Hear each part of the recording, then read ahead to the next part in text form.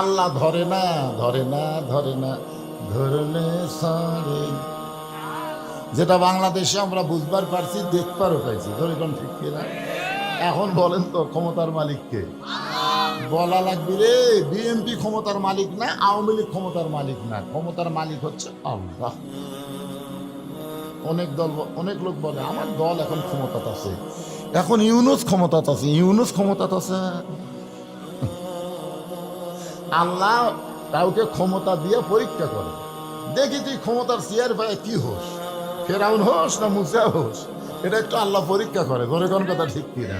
কেউ ক্ষমতার চেয়ার পায় মুসা হয়, ক্ষমতার মালিক আল্লাহ বিশ্বাস করে, আল্লাহর হুকুম অনুযায়ী কাম করে। আর কেউ ক্ষমতার মালিক চেয়ারে বসে ফেরাউন হয়, আল্লাহ আছে এটা মনে রাখে। আল্লাযী খালাকাল মাউতা ওয়াল হায়াতা লিয়াবলুয়াকুম আইয়ুকুম আহসানু আমালান ওয়া হুয়াল আজিজুল গফুর। আজকে তো আমি দেখলাম শাহ আলম বিএমপি ভাই না, বিএমপি হয়ে তকবির দিল। তকবির দিল না? শাহ আলম তকবির দেয়নি, খালি একটা দলই তকবির দেয় না, জয় বাংলা কয়ে শুরু করে। ধরে কোন ঠিক কিনা? এখন জামাত বিএনপি সব দলই তকবির দেয়। আপনারা কি এটি তকবিরের দল নাই? কোরআন শরীফ তেলাওয়াত শুনলে কি করা লাগে? কর না কেন? আল্লাহ কোরআনে বললেন ইন্নামাল মুমিনুনা আল্লাযীনা ইযা যুকিরাল্লাহু ওয়াজিলাত কুলুবুহুম ওয়া ইযা তুলিয়াত আলাইহিম আয়াতুহু জাদাতুহুম ঈমানাও ওয়া আলা রাব্বিহিম ইয়াতাওয়াক্কালুন। এইবার ঠিক আছে।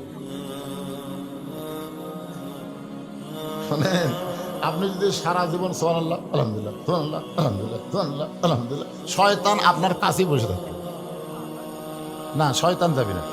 আপনি যতই সুবহানাল্লাহ আলহামদুলিল্লাহ করেন, শয়তান কাছেই বসে থাকবে। কিন্তু আল্লাহু আকবার যদি একবার কন, ওই এত জোরে দৌড় মারবি, আর পিছন দিকটা বাতাস বার হবে, বাতাস বাতাস। আল্লাহর দল যারা করে তারাই আল্লাহু আকবার বলতে পারে, শয়তানের দল যারা করে তারা ভুলেও আল্লাহু আকবার বলতে পারে না। জোরে কোন কথা ঠিক কি না? আপনার 54 বছরে দেখেননি কারা শয়তানের দল, তাদের মিছিলে আল্লাহু আকবার নাই? আপনারা দেখেননি ভাই? হ্যাঁ, আল্লাহ বলতেছেন মৃত্যু আর হায়াতকে আল্লাহ সৃষ্টি করেছেন লিয়াবলুয়াকুম, পরীক্ষা করার জন্য। জোরে কোন কি করার জন্য? পরীক্ষা করার জন্য তোমাদেরকে পরীক্ষা করা হবে। আর পরীক্ষার বিষয়টা হলো আইয়ুকুম আহসানু আমালা। পরীক্ষার সাবজেক্ট হলো সুন্দর আমল।